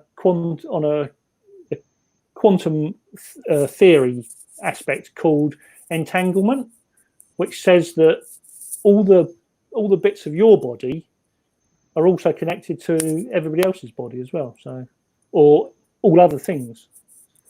And that opens up some really amazing possibilities. It does, because if we all think about that, think what we could do. Yeah. Think of what, it's a little bit kind of like that empathy, that kind of, if you know that somebody's going through something, you yourself feel it, can alternate their frequency by the accordance of your frequency. Exactly. And that's all healing is, really. Whether you call it healing and you're doing it as a practice, or you're just empathizing with somebody, you're trying to get that unison of your physical matter, your mental, emotional, and spiritual bodies all to line up and to be in harmony with each other. So people say about healing, and they often say that you shouldn't give your energy away because that will drain you. Well, it's not your energy to give away. It's the energy of the universe. You're just like this big funnel, really. Yeah. And the energy is just pouring into you, and you're just letting it flow. You're just like a straw. You're just exactly. like a funnel, a hollow tree bark. Yeah, a tunnel where the energy comes through. Yeah, and you're Yeah. just that. It's like with crystal healing. Exactly. You know, Yeah. I call it crystal healing, not crystal healer, because I'm not a crystal healer. Yeah. Yeah. I do crystal healing. I'm just the Exactly. lens Yeah. getting Yeah. those crystals onto the body. That's what they do, and I hold the space. But That's it. Yeah. And they're vibrating at certain frequencies, which will affect the internal organs, depending on, because we're made up of all these different chemical constituents, aren't we? So Mhm. if there's a bit of amethyst on somebody, and you've got the same bits of stuff inside you that amethyst's made out of, basically everything's made out of a variation on carbon, isn't it? Then Yep. everything will start to resonate, and healing gets performed. So it's just such a it's a never ending source of intrigue and information. Absolutely, and this is why it's been so great, and I'm really honoured that you wanted to come on to this to talk, because it's so nice to put the science into this, and to explode my mind, to make my brain hurt of thinking, oh, So do you want your mind expanded a little bit further? Yeah, go on. So have you heard of the term bilocation? I have. Yeah. So bilocation is the theory that you can be in one, or if you can be in one, you can be in multiple places at once. So bilocation or translocation. So I was blessed with having a case of bilocation when we used to live back in Kent. I was literally in two places at once. And this is an amazing story. And I being sort of quite scientific, practical, I didn't believe it myself to start with, but I've had some sort of like independent proof that it can happen. Okay. So this one particular day, we got our first house. I think Dawn had booked a day off, and I'd forgotten to book a day off or something like that. So I woke up and had to go to work, but I really, really didn't want to go to work. I went downstairs, had my breakfast, and I'm sitting there at the dining room table thinking, I don't know, shall I just finish eating my breakfast, go back upstairs to bed, and I'll just have a day off with Dawn? No, I'd better go to work. I better do the right thing. So carried on, left the house, got in the car, and was thinking, I don't know, perhaps I should really just get out of the car, go back home. I really don't want to. I want to be at home today. So my trip to work was about half an hour. So driving along the road, I was watching what I was doing, but mentally, well, if I come to this junction, if I turn right, I can be back home in a couple of minutes. I really want to be back home. And the absolutely overwhelming thought was that I needed to be at home. So anyway, this carried on all the way to work. And at every traffic light, shall I turn around? No, I better go to work. But I was constantly thinking, I want to be at home. I'll just turn around and I'll go straight home. So anyway, I went to work, thought nothing of it. Got back home later that evening, and Dawn said, "Where did you go earlier?" I said, "I went to work." What was that? No, when you came home. Where did you go? What, I've only just come home. What are you talking about? She said, no, the other time you came home. And she explained that after I'd left to go to work, sometime afterwards, she heard the front door being unlocked and heard the door scraping on the carpet and all that sort of stuff. And I heard somebody coming up the stairs, and I came into the room, and she asked me what I was doing there. And I said, well, I really didn't want to go today, so I thought I'd jump in bed and have the day off. So I'm sitting on the end of the bed, facing away from her and that, and she sort of rolled over and patted me on the back and all that, and I sort of got undressed and got in bed, and we both rolled over and went to sleep. And then later in the day, when Dawn woke up, there was only her in the bed. So she thought, oh, well, he's downstairs making a cup of tea or something like that. She went downstairs and she couldn't find me anywhere in the house. So she thought, oh, well, he must have gone up the high street. Perhaps he's gone to do a bit of shopping or something, that sort of thing. And then, so obviously, when I said when I came home, and Dawn said, where was I? I said, oh, I was at work. What are you talking about? I haven't been home. So you might think, well, perhaps she was just dreaming that, and because we're sort of connected, she was just dreaming that I'd come home. So that's the logical explanation. That's the sort of scientific explanation, that there might be some connection between us.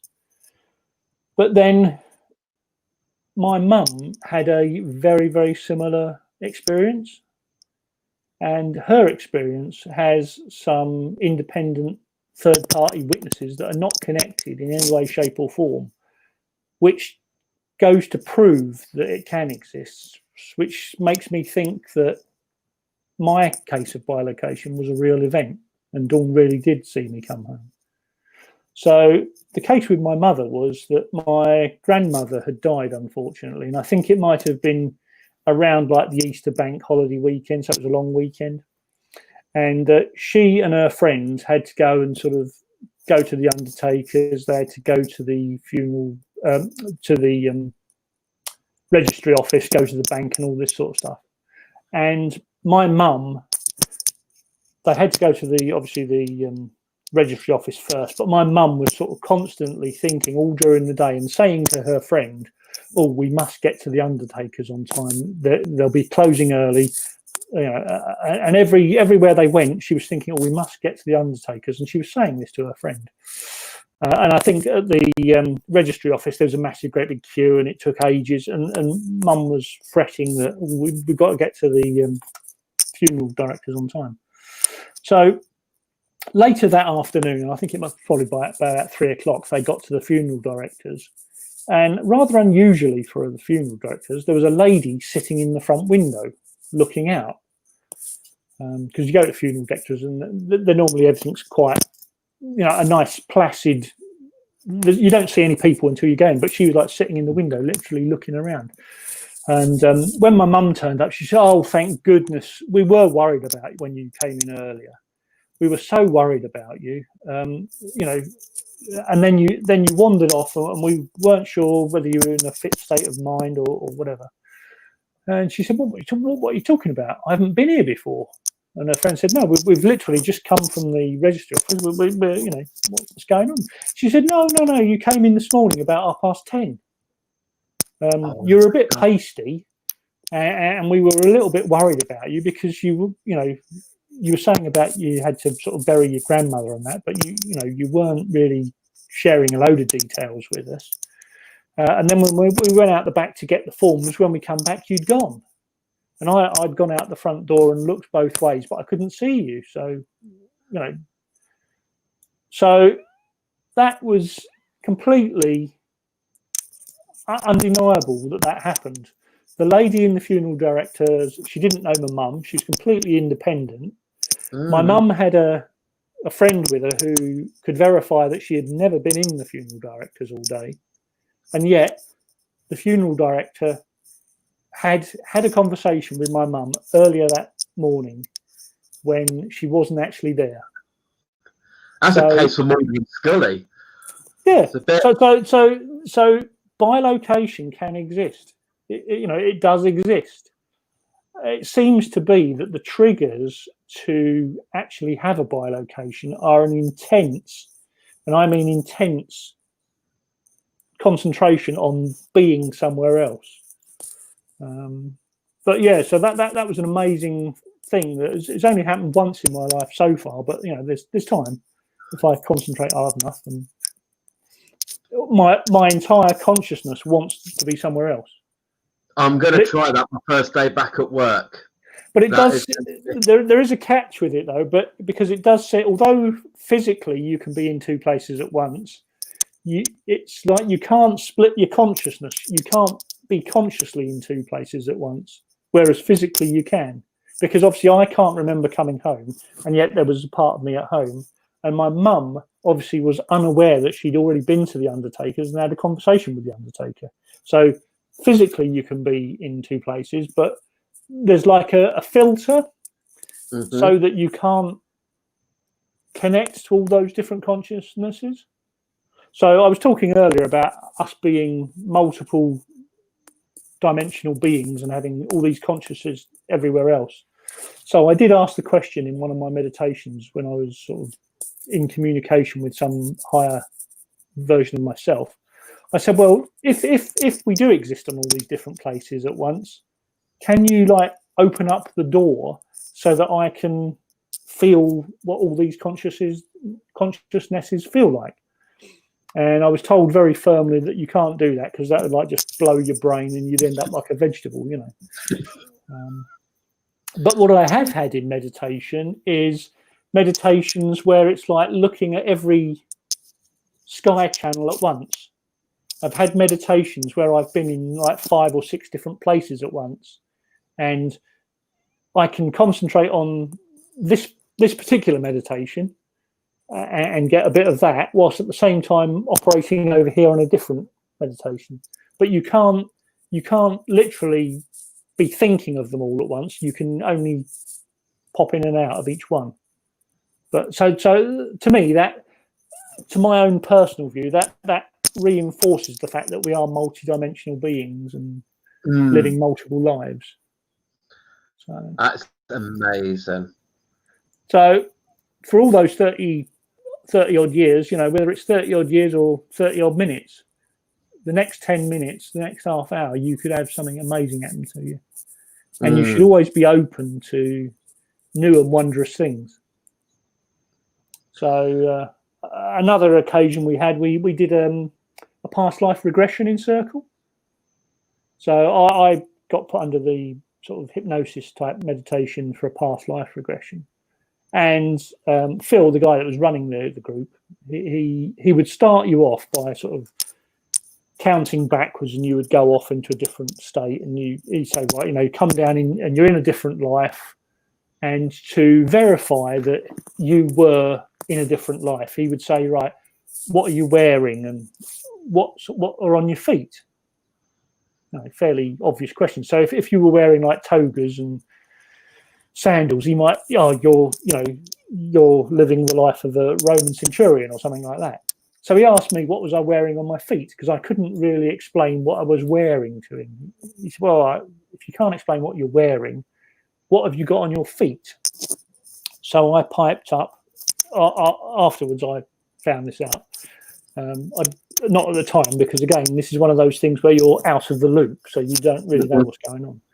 But afterwards, I said, feet. What are feet? My consciousness had moved to some other entity that hadn't got any idea what feet were. It wasn't a past life regression. It was either a parallel or a progression. I was in the body of some being that was more pure energy. I existed in some physical form, but it was more like an orb of light or something like that. I had no concept of feet or hands or arms or anything like that.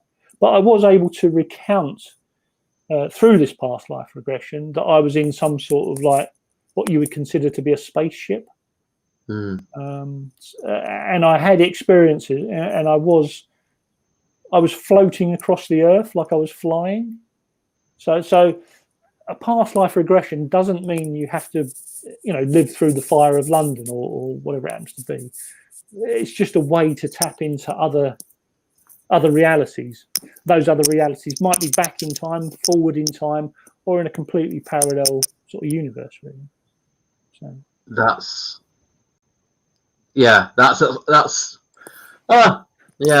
something definitely worth thinking of. I mean, I just want to sum up the lovely Pauline, who I know brilliantly. Hello, Pauline, and she's put Peter and Dawn regularly blow our minds in Circle with the amazing messages they channel.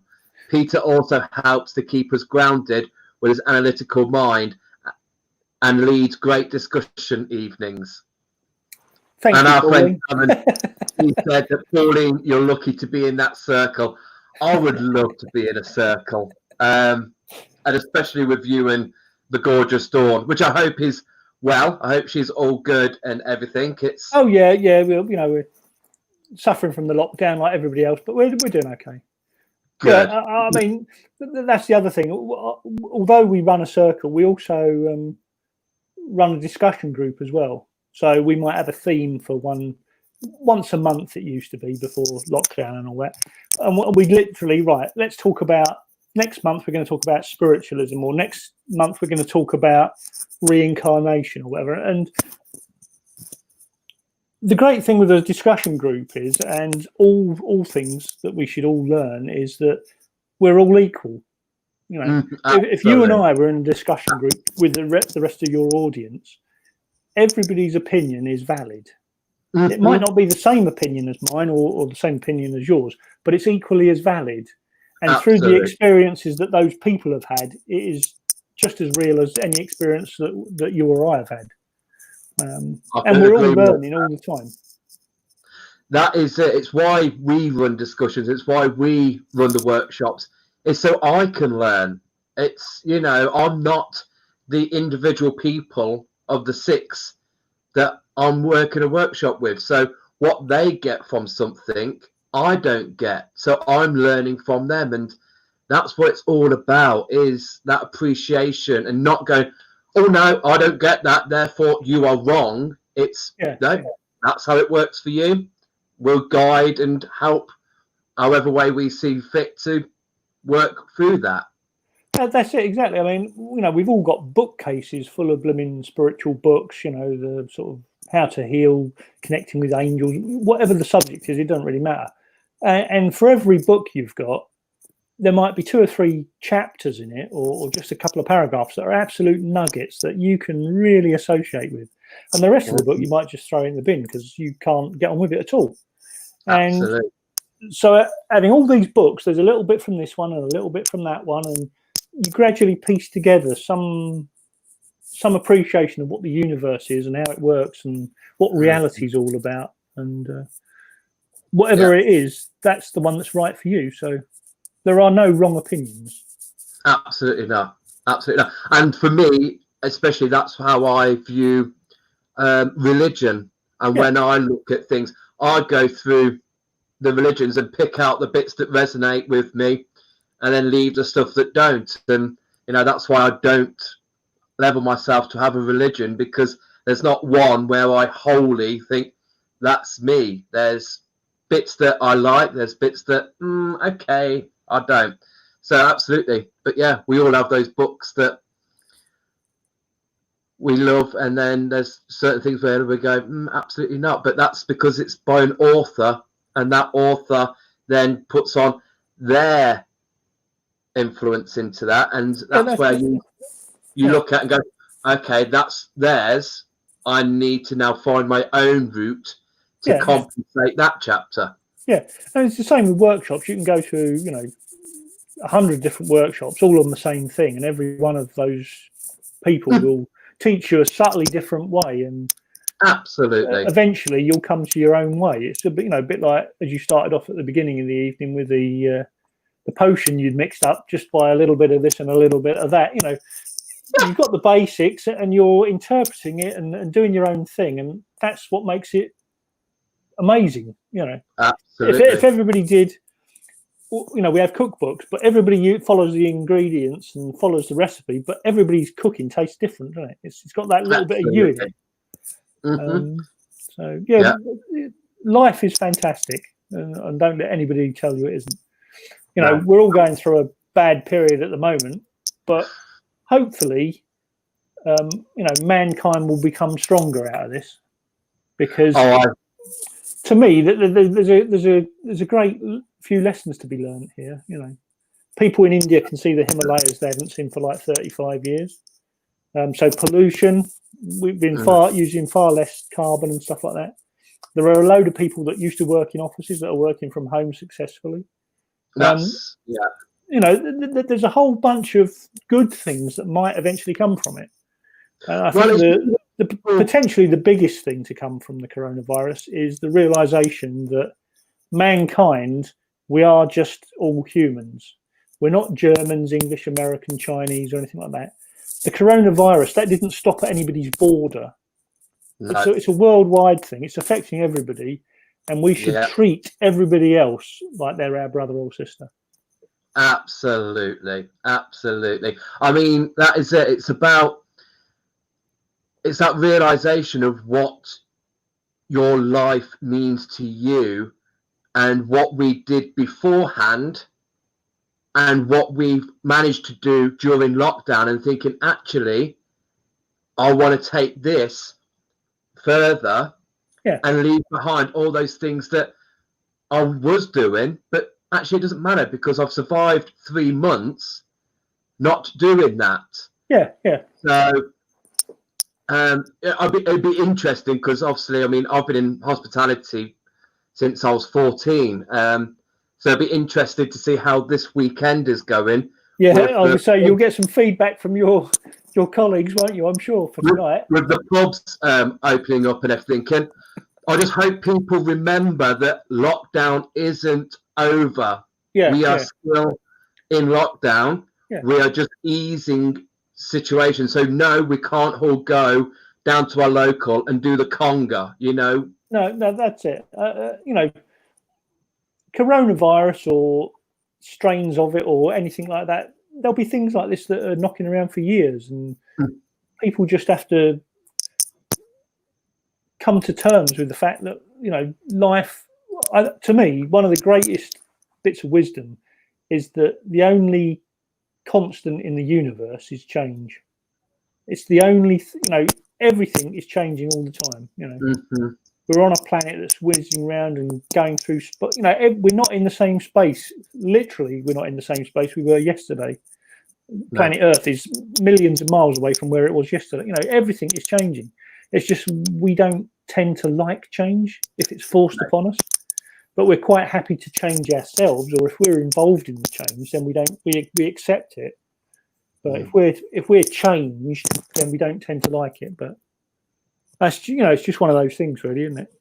It is. It is. We just have to come to terms with it. Yeah. Rachel Shannon, she's asked a question. Could you recommend a good meditation for a beginner? She struggles to quiet her mind. Well, to me, the fundamental thing with meditation and quieting your mind is all about your breathing. So if you quieten down and sit yourself down and get nice and comfortable, you should try and do what's known as circular breathing, or Tan Tien breathing for the Chinese Kung Fu. So what that is, that's you concentrate on your breath, and when you breathe in through the nose. You visualize the breath going up over your brain and down your spine and filling your tummy with air. So your tummy's blowing up like a balloon. And to help you do this, you can place your fingers just lightly touching on your tummy. And then when you breathe in, if you do this circular breath, you breathe in nice and slow and nice and deep. Visualize the air going up over the top of your head and down your spine. Your fingers, as your tummy fills up, should move apart. And then when you breathe out all the air up your front, through your lungs and out of your mouth. So it's breathing in, up over the back and down, and your tummy will expand and your fingers will come apart. And then as you breathe out from your tummy first, forcing all the air up and out of your mouth. It takes a bit of doing and a bit of practice, but if you can do that, if you look at a baby, the way a baby breathes, their tummy is going up and out and in, far more than their lungs are. So this is the Chinese Tan Tien, or circular breathing, and it's all about getting that flow of energy so that your tummy expands on the in-breath and contracts again on the out-breath. And if you do that and you make that the focus of what you're doing, and to focus on the energy as it's going up over your head and down your spine. You won't have enough room in your brain to be worrying about whether the kettle's boiling or what's for tea tomorrow. You make concentrating on that breathing, on that circular breathing, the only thing you're concentrating on, and then everything else will, because there isn't any room for you to concentrate on that will all just disappear anyway. And then you take it to the second stage of doing that by breathing, and when you breathe out, your tongue is gently resting on the roof of your mouth. So what you're doing is you're breathing in, it's going over your spine, down into your tummy. I can't really draw in the air, but the idea is that you have this sort of circular breathing. Yeah, and that energy is literally pulling in the universal energy, the Li energy, and circulating it around you. And by having your tongue touching the roof of your mouth or your palate, what that's doing, that's the energy is building up, but the breath is coming and going, but the energy is steadily increasing inside you. And with doing this circular Tanchen breathing, your tummy should get warm, and there should be a heat building up. And so that's a good sense that's where the qi, the Tanchen, is this area just below your belly button, your navel. And if that gets warm, that means your internal energy is building up. And then you can obviously use that to heal yourself or heal others or do whatever. But that's a good starter for clearing your mind of all the other clutter that goes on. Thank you very much for that. Another way of doing it is to think of everything, and as you think about it, put it in mentally put it in a box, and then put the lid on the box, and then throw the box. That's what I do. Yeah. But the circular breathing also builds up your energy as well. So. And just in the comments there for everybody, in the comments we have just shared Pete's YouTube channel, the link for that one, and also his Facebook group. So if you've got any other questions or anything else you would like to ask this gentleman, please go over onto his Facebook group and join. I mean, we do have quite a lot of North Devoners with us, particularly around the Bideford area. So it would be nice for them to connect with you if they want to join Circle, if they want.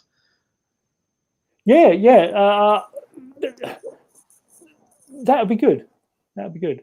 I mean, I'm happy to discuss and share, Absolutely. and listen to other people's experiences, because there's nothing better than having like chats like this, to be honest with you. This is it, and this is what I've loved about doing these throughout lockdown. Is it's just sometimes it's nice to chat. It's just nice just to have a conversation. And sometimes, I see a comment going up thinking, oh gosh, yeah, we're live, we're going out to viewers. Sometimes it's just so nice just to have this connection and just talking to people. And just by us having a discussion, there might be so many light bulb moments that have reached out to other people. And if one person's light bulb's gone bing, then we've succeeded. Our job has been done because somebody has gone, I resonate with that. There's got to be so many scientific, logical brains out there that by having you on this evening, they've gone, makes sense. Well, and the other thing is, being a bloke, blokes aren't supposed to be in all this stuff. It's not a laddie thing to do, is it? When you're on the building site or whatever, you don't want to talk about, your guides and stuff like that. You want to talk about who won the football and who's laying who, don't you? That is it.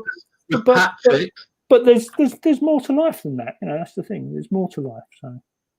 And that's it. And it's nice because obviously Patrick was on board. His profession as a builder. He's heterosexual. You're on board. You're an engineer. Yeah. Because that isn't a sexual persuasion, by the way, being an engineer. Because there is there is that other stigma that the guys that are in the spiritual community, we're all bloody homosexuals, and no, where's the there is heterosexual guys out there. You don't have to be a shirt lifter to open your third eye. No, not at all. You know, spiritual people are not, you know, ist in any way, form, or shape, really. You know, No. because you know, if you truly believe that, you know, there is something, we call it God because that's a nice short name. If there is a God that created everything, he created me, you, the table, the chairs, everything ultimately comes from God. And then part of our journey is to basically get to that union where we become part of God yet again. So we are literally all connected in some way. Absolutely. So you know, if you make fun of anybody or racist or anything like that, you're making fun of, you know, your brothers and sisters, and it's just not right, is it? You know, unconditional love, which is very difficult to do a lot of the time because unconditional love is unconditional. That is the way forward. Absolutely. It's nice to see that Kim Moody is here. He's another amazing guy. And he's going to be coming round this week with his beautiful wife to pick up some crystals. And I would like him to come up onto Dan Rocks, because it is about raising the male awareness. Yeah, exactly. I mean, that's why I come on this evening, because, you know, there are other people out there that aren't, you know, it's just not limited to women. As I say, women tend to be much more in tune with their intuition. You know, my intuition, I need to be hit with a sledgehammer before I take any notice of it. And even but then, is that the stigma? Is that stereotype where, you know, because it's only just recently, you know, men can talk about their mental health, men can show emotions. And for me, I just find that for a lot of guys, they felt that they've had to suppress the spiritualness, because that's a sign of an emotion for them. So hopefully, well, the world is changing, isn't it? So that's the thing.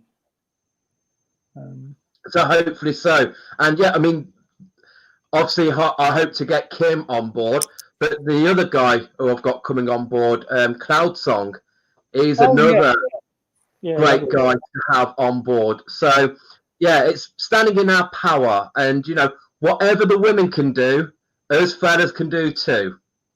Yeah, maybe the odd couple of things, but you know, in the spiritual sense, not in the physical realms. I don't want a load of comments coming up. So well, you've probably been a male, or you might even be a male and a female in other dimensions, in other life forms. You know. Yes, absolutely. But when we have everything, if we do manage to form a spiritual group in Exeter, in our centre, I would love to have an evening with you and Dawn coming down to us, and that'd be great. Physically show us, because it's weird to see you without your beautiful wife. She has just commented to say that, oh my God, Dan, that was a classic. Have to say, that's not how I approach opening my third eye. Yeah, okay. Each to their own, Dawn. Each to their own. So, yeah. Is there any other questions at all before I let this amazing gentleman go and be with his lovely wife and have a very big gin and tonic? Yeah, thank you. No, it's been great. It's been great. It's been amazing, and I know that you were nervous, and you said at the start, but you soon found your grounding, and it just flowed. It was so natural, and it needed to come across. People needed to hear what you wanted to say. So I'm grateful for that. It's been an amazing evening. Thanks for having me on. I've thoroughly enjoyed it. And absolutely. I should get some feedback from my good wife in a moment, and she'll tell me what I did wrong and what I should have said. And I should probably have never shared that group photo of us with the Japanese monk, but there you go. And it's been nice. I mean, wow, I've enjoyed it because we've touched upon the SNU. The viewing figures were still there for that. We didn't lose any people during that. So, it's nice that we can have a little debate and people haven't commented and allowed us that speech. I'm sure that there are some amazing SNUs there out there. Well, I have to say that the Barnstable Church isn't SNU. That's a different bunch, but they're very, very similar, in their outlook. But no, I thoroughly enjoyed it, and I'll be tuning in, or we're going to be tuning in during the virtual healing weekend. I will be too. We had a group chat last night with the facilitators, and it's nice. If you're doing a talk, we get the codes for the whole 5 days. Oh yeah. So I might see you there. I mean, this is it. I don't know whether I'm going to have a special guest on this Wednesday because we have got the healing weekend workshops taking place Thursday. Do they kick off on Thursday? No, Friday, Saturday, Sunday, Monday, Tuesday. Friday, Saturday, Sunday, Monday, Tuesday. Yeah. So it's not on Friday. So I don't know whether I'm going to have a special guest on or not because if people want some information, if people want to learn something, then please do look at the healing weekend because there's 5 days worth of workshops.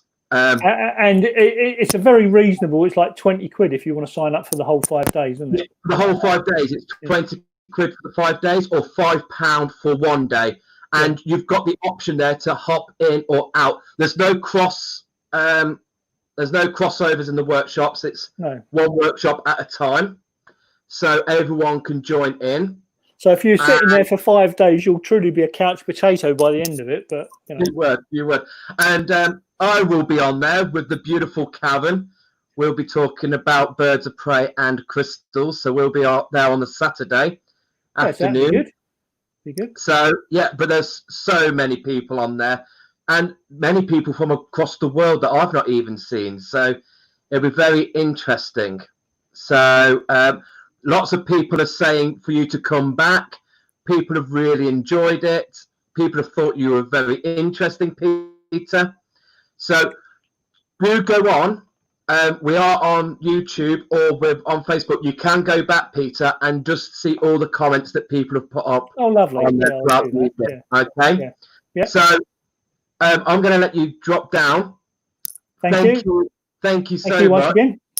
And we will definitely see you again, whether in the physical form or online. We'll definitely see you again, Peter. You've been an absolute gent tonight.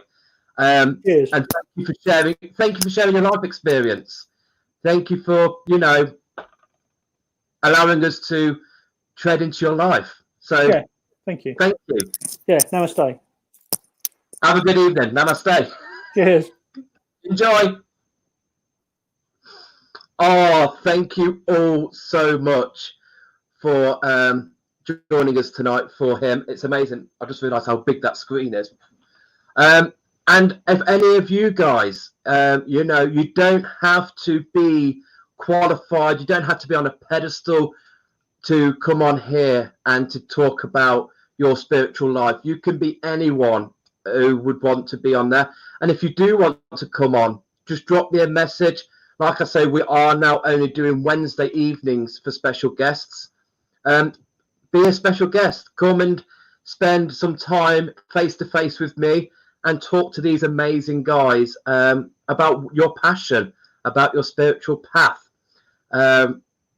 Like I said at the beginning, I will be back on tomorrow evening to do the live communal altar for the full moon and the eclipse. So if you are free tomorrow evening, we don't normally do a Sunday, but it is the full moon, so we're going on board to do that. And then we'll be on next Monday to do it's either going to be a topic or another development Monday. We might be on Wednesday. I don't know, because it all depends on how people are feeling with the build-up of the healing weekend. It would actually be nice to actually get Elaine on and to actually discuss that, but I don't know how busy she'll be. I might pull some strings with her and get her to come on Wednesday. But then we will be back Friday for our live market. So thank you all for joining in. Thank you for being with us. Enjoy the rest of your Saturday evening, and we'll see you tomorrow at 6 for the altar of the full moon, communal altar. Bring your intentions along. Thank you all so much. Have a good evening.